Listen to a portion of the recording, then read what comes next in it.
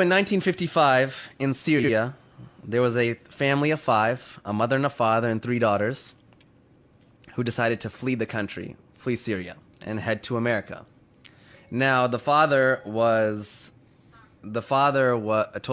wife and the three daughters, listen, I'm going to go to America, I'm going to go to California, I'm going to get everything set up, and then 3 weeks later, you and the three daughters come meet me in California.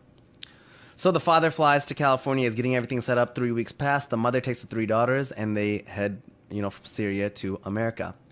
Their first flight was from Syria all the way to New York City, where they had a layover. Now, when they landed in New York City, the customs said, hey, you guys are here new to America. You need to take all your hijabs off for the green card photo so that you guys can, stay in America. So the mother, being by herself, not really knowing the English language, is nervous and scared. She said, okay, she took the hijab off and took the photo, put it back on. Next oldest daughter did, second oldest daughter did. The third daughter, a 13-year-old girl named Halla, said when it was her turn, hijab is part of my faith, and I don't want to take it off for this photo. And the security, they kind of went back and forth with her, and they said, well, listen, little girl, we'll send you back to Syria if you don't take your hijab off for this photo.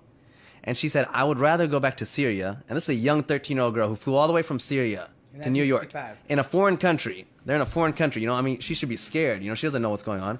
She said, I would rather go back to Syria than stay in this country if you guys are going to take my religious, rights away.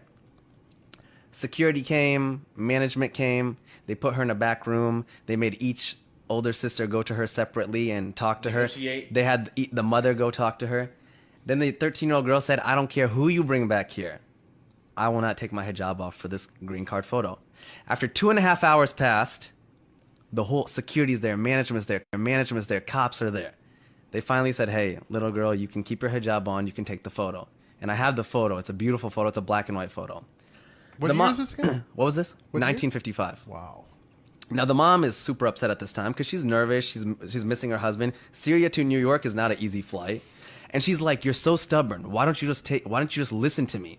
So they grab their suitcases, and she's like pissed off at her daughter. And they run to their next gate. They miss their flight. So now this family who spent all their money, they're like, Syrian refugees. They're now like even more scared and even more worried. And the mom's like, now what do we do? They go to United Airlines. They talk to them. They negotiate. They're like, well, we can't do anything. You guys are making it difficult. Finally, they mutually agree that we'll put you on the next flight to California. They get on the next flight. While they're flying to California, the mom is yelling at this 13-year-old girl like the entire time. Like, you're so stubborn. I miss my husband. I'm tired. They land in California, and their husband's, the father's there, and he's in tears and he's crying. And he's like, you're alive, you're alive. And they're like, why wouldn't we be alive?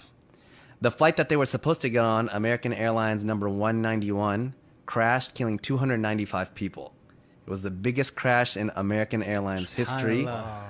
And the young girl, Halla, 13-year-old Halla, looks up at her whole family and says, hijab saved our life. Wow. She was there in California. I'm having an event on September 8th.